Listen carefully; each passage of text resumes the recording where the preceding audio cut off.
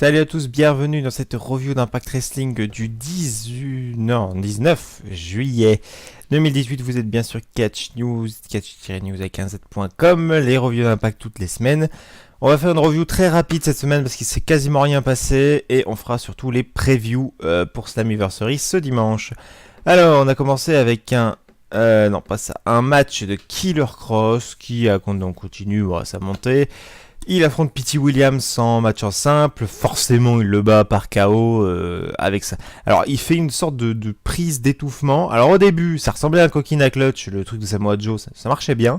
Là il a fait une espèce de truc tout pourri où il a pris le bras de Pete Williams, mais il l'étranglait pas du tout, ça ressemblait à rien, c'était nul. Le match bien, mais la fin, il l'étrangle tellement mal, on comprend rien. Pete Williams il tombe dans les pommes, tu sais même pas pourquoi. Quoi qu'il en soit, Killer Kross gagne, il sera pas là à Slammiversary, ce qui est un peu bête, mais au moins, bon, il reste dominant, quoi. Pareil, ils seront pas là. Le Daisy Squad, Gamma Singh, qui me fait toujours autant marrer, c'est des gros tricheurs, ça on le sait, ils affrontent KM et Falaba. Voilà, rien à dire sur le match, il s'est vraiment rien passé. Les deux, ils se font démonter à peu près tout le long. Falaba et KM, ils roulent sur eux pendant 2 fois, c'est chiant. Puis à la fin, Gamma Singh distrait l'arbitre, il te rajoute, il triche, puis après, hop, roll-up, bidon, bref, le Dizzy Squad for the win. On verra bien quand ils affronteront une vraie équipe, j'ai envie de dire. Eli Drake contre Joe Hendry, ça aussi c'est les débuts de Joe Hendry. Alors pour ceux qui connaissent pas Joe Hendry, c'est un gars plutôt un peu comédie, j'ai envie de dire, hein. C'est-à-dire que son thème musical c'est lui qui le chante, il fait des clips et à chaque fois il fait des clips, il chante des chansons pour se moquer de son adversaire. Là il en a fait une pour Eli Drake où il s'est moqué. Bon c'est pas fou, moi j'ai jamais trop accroché à ça. Quoi qu'il en soit, la feud, le triangle amoureux, là, il continue. Et il continue plutôt 2 fois qu'une, parce que Joe Hendry bat Eli Drake. Bon, pourquoi pas, de toute façon, Eli Drake a descendu, il est plus du tout main event comme avant. Joe Hendry gagne sur un roll-up, évidemment, en trichant, bien sûr, voilà, comme ça.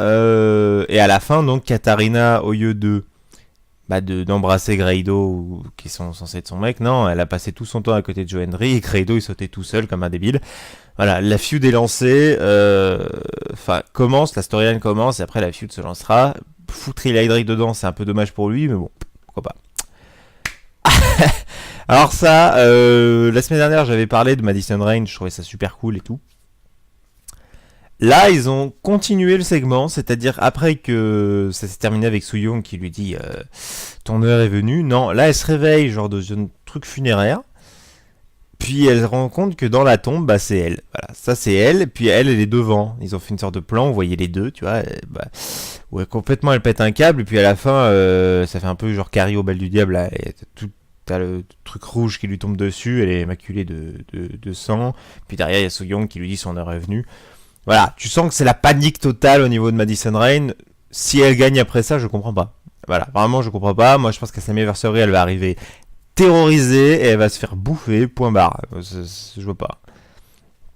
Le dernier match de Sami Callihan avant son match contre Pentagon, c'était nul.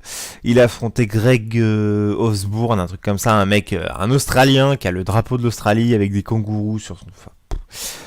Le match, bidon, mais ce qui est un peu marrant, c'est le match qu'il a arraché à Pentagon, et il l'a toujours avec lui, c'est super cool, et il l'a foutu sur son adversaire, lui parlant comme si c'était Pentagon. Mais le match, rien à dire. Par contre, après, ils sont partis backstage pour le chercher. Il le cherchait et tout ça. Pentagon, il a capturé Sami Callihan, il a attaché une chaise, et après, il a pété le bras, parce que Pentagon, il pète les bras, hein, ça c'est son truc. À Jake et Dave Christ. Donc sûrement que les mecs d'OVI seront pas là pour le match, c'est super du coup, parce que ce sera juste Callihan contre Pentagon, pas d'intervention, et ça va bourriner. Mais c'est bien parce que Pentagon a enfin le dessus sur un segment, il était temps. Petit match sympatoche, ils mettent Shotzi Blackheart un peu partout pour qu'on nous la montre, parce qu'ils la testent aussi, je pense. Puisque Kiera Hogan ils l'ont gardé alors que Shotzi Blackheart elle vaut aussi bien que Kiera Hogan, donc il pourrait très bien la signer. Tout ça pour annoncer que Ali va affronter Tessa Blanchard à Slammiversary. Pourquoi pas. Pourquoi pas, en tout cas le match rien à dire, hein. Tessa qui fait la heal parfaitement, hein, c'est-à-dire au moment de passer la main, elle enlève sa main, elle dit à Shotzi démerde-toi, et puis finalement Shotzi perd logiquement contre Ali. Ça c'est logique, ça montre qu'il y aura un match à venir, et puis c'est très bien. Ah, l'annonce c'est enfin arrivé, la fille qu'on voyait, l'ombre qui s'est dessinée là sur le fond rouge, et ben en fait c'est Scarlett Bordeaux, une fille qui a fait quoi? Qu'a fait Scarlett Bordeaux? Pour certains, bon, vous avez dû la voir en Rosebud derrière Adam Rose à l'époque, parce qu'elle était à la WWE, elle a fait quelques matchs à NXT, il me semble. Sinon, son gros de sa carrière, c'était la ROH il y a 4-5 ans à peu près. À la Ring of Honor, elle faisait un peu des trucs, c'était Scarlett Bordeaux. Bon, son atout principal, c'est son physique, hein. Voilà, vu le segment qu'on a vu, on voit que elle, ses formes, tout ça, il n'y a que ça. Donc, elle sera là la semaine prochaine, après Slammiversary, pour voir contre qui elle va taper, hein. Si elle se trouve, elle va taper directement Su Yung, on sait pas. Oh là là, ce main event, pouh, Harris et Moose, confrontation, Moose arrive dans le ring après donc la semaine dernière Bronson truc là, le gars de la NFL, j'ai oublié son nom, s'est fait défoncer par Austin Harris. Segment le plus basique du monde, mais ça fonctionne, mais c'est basique, hein. C'est-à-dire Moose arrive et dit hey Austin viens, il vient pas, il y a un truc à la télé là qui s'affiche dans l'écran, Austin qui lui dit mais non je viendrai pas, je sais pas quoi, puis il se vient dans son dos, il lui met un coup de chaise machin. Un low blow, magnifique. Il met des low blows, Austin Harris. Oh, le gros coup de pied là, comme ça, bam, il a rien à foutre. Mais Moose, quand même, il est pas venu pour se faire défoncer. Pour une fois, c'est ce que je disais depuis le début de la feud. C'était que Austin. Enfin, Moose a un peu le dessus. Et Austin a très bien joué parce que au moment où Moose allait lui mettre un coup de chaise, Austin il esquive super bien et il fait surtout un œil, il a un regard de surprise incroyable. Il joue très bien Austin Harris. Vraiment, il est là, il est surpris quoi. Il se dit putain Moose, merde, j'ai peut-être un peu sous-estimé, ce qui fait que ça va continuer pendant le match. Je pense que Moose a peut-être ses chances. On va en reparler. En attendant, je vous conseille d'aller sur catch-news avec un z.com parce qu'on a toutes les infos du moment. Il y aura la carte de Slammiversary très bientôt. Et bien sûr, les résultats de Slammiversary que je ferai moi-même dès lundi. Hein, on saura enfin tout ce qui s'est passé. Je vous invite à rejoindre Catch News. Quoi qu'il en soit maintenant, on va faire la petite, comment dit-on, séance de prédiction. Voilà. Petit peu, on va parler du pay-per-view. Alors, le match, bon, j'ai mis un peu dans le désordre, je sais pas quel match sera en premier ou quoi. Rich One contre Johnny Impact, contre Taji Ishimori, contre Phoenix. Alors, ce Fatal 4-Way va être monstrueux, il n'y a rien à dire, il n'y a aucun enjeu. Il y a eu, alors, oui, j'en ai pas parlé, mais pendant le Impact, il y a eu plein de segments pour monter les matchs. C'est-à-dire, il y a eu que ça. Des vidéos récap où t'entends les mecs parler, ouais, je vais te défoncer. Ça n'a aucun intérêt, je trouve, par faire de la pub, quoi. Mais il y en a juste une sur Johnny Impact à propos de ce match où il a dit que vraiment ce match-là, il est dantesque, excellent, mais quand même s'il n'y a aucun enjeu, aucun des quatre n'a envie de partir avec la défaite, tu m'étonnes. Moi, mon petit prono, j'irai avec Taji Ishimori parce que bon, NJPW, ils sont pas cons. Je me doute bien que s'ils acceptent que Bone Soldier aille à Slammiversary, parce que en plus Ishimori il est pas dans le G1 Climax, je suis pas sûr, à voir, je regarde pas le G1 donc je sais pas, mais s'il est dans le G1 Climax et qu'il va faire un détour au Canada, puis il revient au Japon, je sais pas, ils sont pas cons, ils vont pas le laisser perdre. Alors soit il prend pas le pin et à ce moment là c'est pas grave, soit ils vont lui donner la victoire. Alors pour moi c'est soit Ishimori soit Rich One. Ishimori parce que la JPW est pas con, soit Rich One parce que c'est celui qui monte quoi, c'est celui qui vient d'arriver, faut quand même le faire gagner quoi. Je partirais avec Ishimori. Tessa Blanchard contre Ali, je suis déçu que ce match arrive, pour quelle raison? Parce que je sais que Ali va perdre. Eh ben oui, parce que Ali, ça sent un peu la fin avec Impact, hein. Tu sais que ça tourne un peu en rond. Je me demande vraiment si elle va retourner au titre un jour. Est-ce qu'elle va partir d'Impact? Surtout que Rosemary n'a toujours pas réapparu. Ça me fait peur parce que Rosemary c'est quand même la plus-value Impact et elle est pas là. Ali, si elle s'en va, ça va être encore pire. Le problème, c'est que Tessa Blanchard, c'est son premier gros match. Vrai gros match, parce qu'elle avait affronté Madison Rayne avant, mais là, c'est. Voilà. Si elle gagne pas, elle pourra rien prouver. C'est-à-dire, elle attaque Madison Rayne, elle perd. Elle attaque Ali, elle perd. Elle pourra plus rien faire derrière. Donc je pense que c'est Tessa Blanchard l'emporte, et malheureusement pour Ali, j'ai peur que ce soit la fin. Oh, LAX contre les OGs, un street fight pour les titres par équipe. On oublierait presque que les titres par équipe sont en jeu, tellement la feud est construite juste uniquement autour de LAX. C'était super, hein, cette feud était super bien bookée, avec King qui vient, qui prend les rênes, mais en fait Conan, il a essayé de le doubler. Puis finalement, les deux jeunes restent fidèles aux vieux, et puis Hernandez et comment s'appelle l'autre, Homicide, qui en ont eu marre en fait du traitement de Conan au début, puisqu'ils n'étaient pas dans la lumière, c'est toujours besoin de reconnaissance. Super feud. Le match risque d'être super aussi, parce que bon, ces quatre là, quand tu les fous dans un street fight, tu sais que ça bourrine. Ça va être bien bourrin. Problème, j'ai bien peur que les OGs l'emportent. Parce que autant je vois pas LAX perdre, mais d'un autre côté, si les OGs y perdent, ils sont déjà finis. Et les finir déjà, je vois pas l'intérêt en fait. Mais en même temps, c'est Homicide et Hernandez, ils vont pas rester là pendant 1000 ans. Non, moi je pense victoire des OGs, malheureusement. Pour moi, je pense que ce serait ça. Matt Sydal affronte Brian Cage. Alors là, comment vous dire que j'ai peur? Parce que si Cage l'emporte, il est cantonné à la X-Division. Il ne montera jamais le bonhomme. Quoique. Ce qui vient me faire penser, c'est Brian Cage. S'il gagne le titre X-Division, bientôt il y aura Destination X. Pour ceux qui connaissent pas, c'est un pay-per-view spécial où en fait, à Destination X, le champion X-Division a l'opportunité, il peut, hein, il a le choix, d'aller défier directement le champion du monde en mettant en jeu sa ceinture en fait. C'est-à-dire, il lâche son titre, il dit le titre X-Division, je le pose. Comme ça, ils refont un match pour le titre libre, quoi. Et lui va directement dans le main event pour affronter le champion du monde. Peut-être que Brian Cage va faire ça. Ce sera peut-être Monsieur Destination X. L'année dernière, il me semble, c'était l'année dernière ou il y a 2 ans. Je crois que c'était il y a 2 ans, c'était Eddie Edwards qui avait utilisé son titre X-Division sur Lashley. On était là, Eddie Edwards contre Lashley, c'est nul, il gagnera jamais. Bah bim, Eddie Edwards avait battu Lashley, que même Drew McIntyre, enfin Drew Galloway n'arrivait pas. C'est Eddie Edwards qui l'avait battu, bah là peut-être Brian Cage. Brian Cage contre le champion du monde, ça peut être pas mal.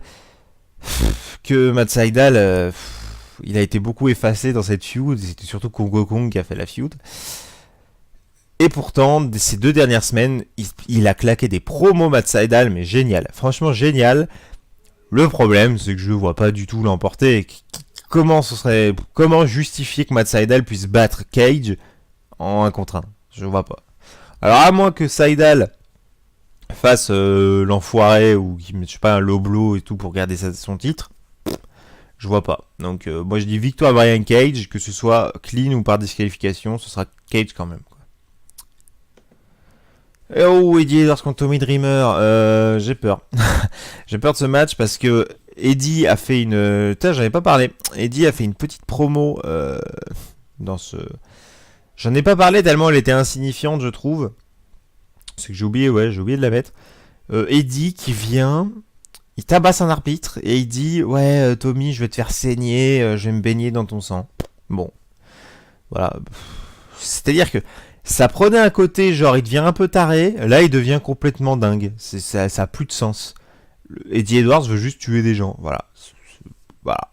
Il devient comme Sami Callihan, quoi, mais en pire. Il a réussi à être pire que Sami Callihan. Quoi qu'il en soit, ce match-là sera en mode House of Hardcore ou je sais pas quoi, donc ça va bourriner aussi. Quand même 2 matchs hardcore dans ce pay-per-view. Si Tommy Dreamer gagne, je comprends pas. Mais d'un autre côté, si Eddie Edwards y gagne, je ne comprends pas non plus. Parce que si Eddie y gagne, bah, qui va arrêter sa soif de sang? Il va faire quoi? Il va taper qui? Ou alors il ira vers le titre mondial aussi, j'en sais rien. Mais ce match me laisse perplexe parce que je vois aucun avenir après.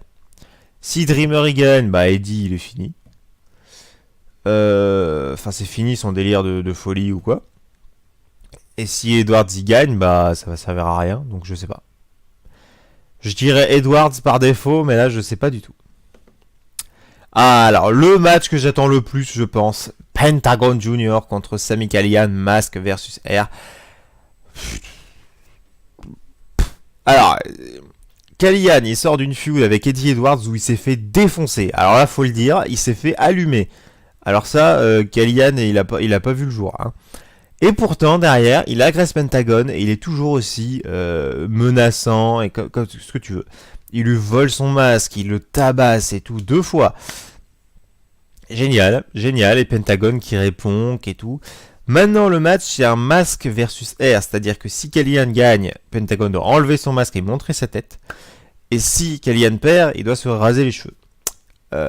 Bon, pour nous, ou en Amérique, quand tu perds tes cheveux, bon, c'est pas très grave, on s'en fout en fait, on s'en fout. Vous l'avez vu, je crois que c'était Rey Mysterio contre CM Punk en 2010. Il y avait eu ça aussi. Bon, Punk avait rasé ses cheveux, on avait fait bon, c'est rigolo quoi. Par contre, au Japon ou au Mexique, perdre tes cheveux, c'est quand même grave la honte. C'est quand même grave l'humiliation, surtout au Japon. L'humiliation ultime. Au Mexique, perdre son masque, c'est la même chose. Si Pentagon enlève son masque, ce sera l'humiliation cuisante. Et c'est pour ça que je me dis que Callihan ne pourra jamais gagner ce match-là. Le problème, c'est que Callihan, c'est un peu un vrai Wyatt, si tu veux, de la WWE. C'est-à-dire qu'il a une gimmick suffisamment forte pour qu'il n'ait pas à gagner ses matchs, en fait. Il fait des feuds super intéressantes, mais s'il gagne, on s'en fout, en fait. Et Pentagon, depuis qu'il est là, il a jamais montré sa tête. Je vois pas pourquoi il la montrerait à Impact, en fait. Qu'il le fasse à Lucha Underground, je veux bien. Mais à Impact, je vois pas. Donc je pense que le seul truc avec Callihan, c'est que sa coupe de cheveux, elle est pourrie. Enfin, beaucoup de gens considèrent sa coupe de cheveux pourrie, donc ça amusera la galerie. Je pense que Callihan va perdre. Je vois pas autrement. Surtout vu la puissance de Pentagon. Parce qu'en ce moment, il y a Lucha Underground. Pentagon, il vient de battre 19 gars dans la Steak Warfare. Il vient de battre Montazza Cueto et il vient de battre Brian Cage dans le dernier épisode. S'il bat pas Sami Callihan, il n'y a aucune continuité. Ça veut rien dire. Su Yung contre Madison Rayne, j'en ai parlé tout à l'heure. Si Madison Rayne gagne ce match, je ne comprends plus rien. Parce qu'elle est paniquée, genre mais totale. Hein. Les 2 dernières semaines qu'on a vu, là, les segments étaient horribles pour elle. C'est-à-dire elle a fait que paniquer tout le long. Su Yung, bah, elle est dans son délire. Et puis je la vois pas perdre. Je veux dire, elle est tout fraîchement championne. Elle va pas perdre contre une meuf qui revient à peine dans le ring. D'accord, elle est 4 fois ou 5 fois championne, d'accord. Mais c'est pas possible. Puis après, avec Madison championne, tu fais quoi? Tu refais Madison Tessa Blanchard? S'il vous plaît, respectez-nous. Non, je pense que Su Yung l'emporte tranquillement. Madison va venir paniquer, je pense. Puis elle va commencer à se faire taper, puis après elle va se réveiller, ouais non je ne laisse pas faire, tac, et puis elle va reprendre le dessus, puis finalement elle va se faire battre quand même, je vois pas autrement. À moins que Scarlett Bordeaux se ramène. Je sais pas les plans qu'ils ont Impact avec Scarlett Bordeaux, mais si Scarlett Bordeaux est là pour du main event, peut-être elle interviendra dans ce match. On sait pas. Et le main event, Austin Harris contre Moose. Trop long, je trouve trop long. Ils ont annoncé ce match bien trop tôt, ce qui fait qu'on a eu rien du tout. C'est-à-dire pendant des semaines, on a eu juste des segments où Austin disait ouais, je vais casser ton rêve, et puis Moose qui disait c'est mon rêve, c'est mon destin. C'est pas passé grand chose à part la semaine dernière et cette semaine quoi. Et encore la semaine dernière, Moose n'était pas là, mais et que cette semaine où ils sont vraiment affrontés l'un contre l'autre. Qu'est-ce que j'en retiens de ça? C'est que depuis le début, Austin Harris, il a détruit Moose en promo. À chaque fois, c'était toujours Austin. Là, dernièrement, donc Moose s'est montré plus agressif et donc a vraiment surpris Austin Harris. Je pense qu'il peut surprendre Austin Harris, il peut surprendre le monde. Moose peut peut-être le faire, j'y crois. Mais d'un autre côté, je me dis, ils nous font tellement y croire que c'est possible que ça n'arrive pas, en fait. Parce que, je sais pas, Moose, depuis le début de l'année, il dit c'est mon année, je serai champion. Est-ce qu'il va gagner le titre directement à Slammiversary? Je sais pas, je doute très fort. Mais, allez, comme j'ai envie, en plus, allez, Moose. Je dis Moose champion, comme ça, après on part sur un Brian Cage Moose, ça va déchirer. Je pense qu'on peut faire ça. Austin... Voilà, Austin en plus, je le vois bien, genre, il paume son titre mondial, puis il va revenir, il va faire ouais, finalement le titre Impact Grand Champion et revient parce que finalement, en fait, c'est moi qui l'ai, tu vois. Il est capable de faire un truc comme ça, Austin, je pense, on va faire comme ça. Quoi qu'il en soit, ce sera le seul changement de titre avec le titre par équipe aussi que je vois cette soirée. Voilà, c'était mes pronostics pour Slammiversary ainsi que le résumé d'Impact Wrestling. N'hésitez pas à vous abonner et à partager cette vidéo. Et moi je vous retrouve donc, bon, pas en vidéo lundi, je ferai sûrement pas une vidéo de résultats de Slammiversary, mais la semaine prochaine donc, je ferai les résultats d'Impact et un petite review de Slammiversary la semaine prochaine. Allez, bonne journée tout le monde.